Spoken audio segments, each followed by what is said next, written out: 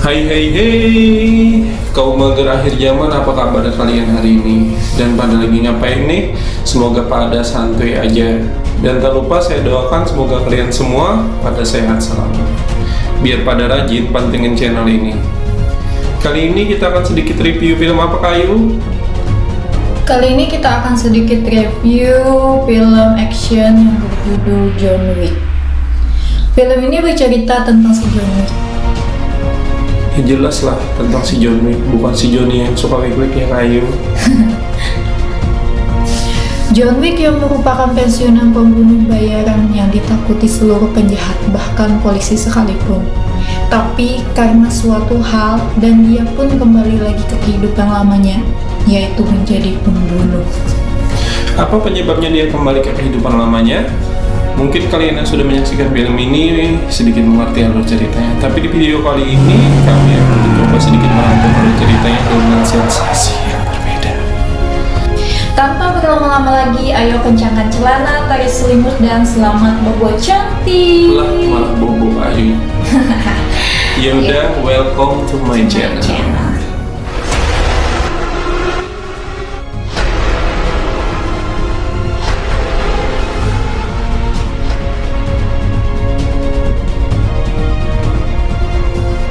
Dan cerita ini pun diawali dengan sebuah mobil yang menabrak trotoar, di mana seorang pria yang mengeluarkan banyak darah berjalan beberapa meter dari mobilnya tadi.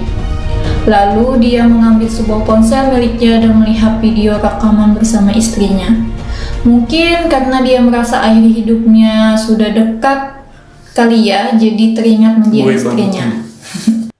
Cerita ini sebenarnya setelah berhasil membunuh orang yang mengusik kehidupannya. Entah kenapa sutradaranya menaruh scene ini di depan. Di tengah kesendiriannya, John masih selalu terbayang masa lalu bersama istrinya. Masih mengingat ketika terakhir kali melihat dan mencium kening istrinya yang sudah meninggal. Singkat cerita, suatu malam ada kiriman yang berisi sebuah surat dan seekor anjing bersama kiriman itu. Dan ternyata kiriman itu dari istrinya yang telah meninggal, yaitu Helen. Mungkin kiriman ini sudah dititipkan kepada pengirim sebelum Helen meninggal. Mungkin Helen memiliki ilmu kasab. Yang pasti sebelum istrinya meninggal. Kalau sesudah istrinya meninggal mungkin paketan setan. Dalam surat disebutkan John diminta agar menjaga anjing tersebut dan mencari kedamaian di sisa kehidupannya. Maka saat itu juga anjing itu menjadi teman hidupnya, bagaikan alarm tiap pagi John dibangunkan anjing tersebut. Anjing tersebut pun tak neko-neko makan apa saja yang diberikan oleh si John. Pada suatu hari, Kayak nggak asing dengan kalimat ini, Bang. itu kalimat tetangga sebelah nih. Saat berjalan-jalan bersama anjingnya menggunakan mobil dan berhenti di sebuah SPBU, John bertemu dengan 3 orang yang bermaksud untuk mengisi bensin juga. Dan ketika melihat mobil John, pria pemuda tersebut langsung tertarik dan menawar mobil milik John.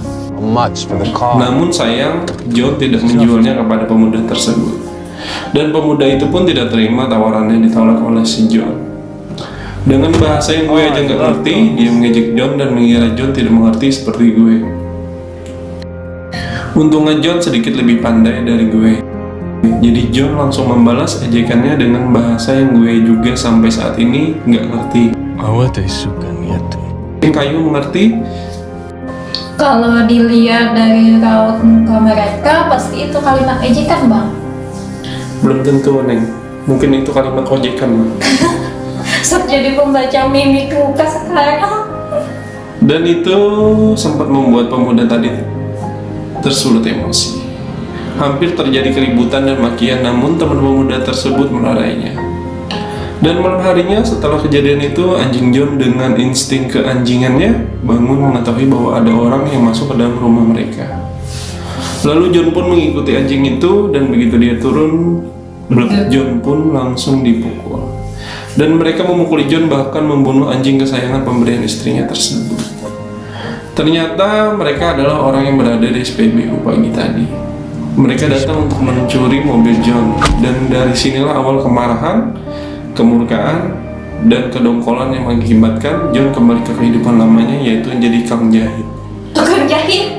Penjahat kali Pak. Sebenarnya John ini nggak jahat-jahat banget juga, tapi karena kehidupannya diusik, mungkin lebih pantasnya dia kembali ke kehidupan lamanya, yaitu jadi pembunuh kali ya. Pemuda itu berhasil membawa mobil John ke bengkel yang pemiliknya bernama Aurelio untuk merubah identitas mobil John agar tak dikenali. Dengan kepura-puraannya, Aurelio bertanya, dari mana mereka mendapatkan mobil itu. Mereka menyangkalnya dan mengatakan bahwa mobil itu milik mereka. Seketika itu pemilik bengkel menolak karena ia tahu bahwa mobil itu adalah mobil dari teman lamanya, yang juga seorang pembunuh paling ditakuti selama ini. Aurelio langsung memukul pemuda itu, dan pemuda itu adalah anak dari seorang bos yang bernama Vigo. Setelah tersadarkan, John sendiri sepertinya tahu kemana mobilnya dibawa. John langsung ke bengkel Aurelio dan temannya itu pun menceritakan semuanya. Setelah itu, Vigo yang tak lain adalah bos lamanya John Wick itu menelepon dan bertanya kepada Aurelio kenapa memukul putranya. Dan Vigo pun bertanya langsung kepada anaknya yang bernama Joseph bagaimana kisah sebenarnya. Tak berapa lama terlihat Vigo yang langsung membogem anaknya yang membawa masalah besar ke dalam kehidupan mereka saat ini. Namun anak yang bernama Joseph itu beralasan dan bingung kenapa dipukul, padahal hanya mencuri sebuah mobil saja, dan meremehkan bahwa pemilik mobil tersebut bukan siapa-siapa. Vigo langsung menceritakan bahwa pemilik mobil itu adalah orang yang bernama John Wick, yang sering disebut sebagai hantu, dalam bahasa Inggrisnya disebut sebagai assassin, di filmnya disebut sebagai Baba Yaga. Orang yang pernah membunuh 3 orang hanya dengan pensil 2B, mungkin bekas ulangannya kayu. Atau John Wick diam-diam adalah seorang penulis alur cerita juga, Bang. Bisa jadi nih, dan itu bakal mengalahkan alur cerita kita. John Wick adalah pembunuh yang paling ditakuti, dan ketika John Wick sudah ingin pensiun dan hijrah, Vigo pun sempat membuat kesepakatan untuk melakukan hal yang mustahil, namun dapat dilakukan oleh John. Karena itulah fondasi dari perusahaan milik Vigo saat ini. Dan Vigo yakin bahwa John akan membunuh dan mencari anaknya. Vigo pun berinisiatif untuk menghubungi John Wick yang sedang membongkar peralatan lamanya, dan sempat dia kubur di dalam ruangan bawah tanah sewaktu dia sudah hijrah. Namun apalah daya, mungkin jiwa John Wick sudah di situ. Malah dipancing lagi dengan mengusik dan membunuh anjing kesayangan pemberian istri, yang mungkin membuatnya kembali menjadi assassin. Namanya juga manusia, bisa berubah pendirian, mungkin situasi dan lingkungan. Ngomong-ngomong soal lingkungan, jadi ingat pesan ortu dulu, bahwa sedikit banyaknya lingkungan mempengaruhi perkembangan kehidupan seseorang. Pada malamnya, Vigo mengirim beberapa pembunuh ke rumah John. Sesuai dengan gelarnya yang ditakuti, John pun membunuh bagikan kesekian. Tidak ada ampun orang yang berani mengusik, harus mati. John terus membunuh orang yang dikirim ke rumahnya. Seluruh tembakan yang John lepaskan selalu headshot tepat di kepala mereka. Bahkan ketika itu polisi sempat datang ke rumah John karena ada laporan kebisingan dari tetangga.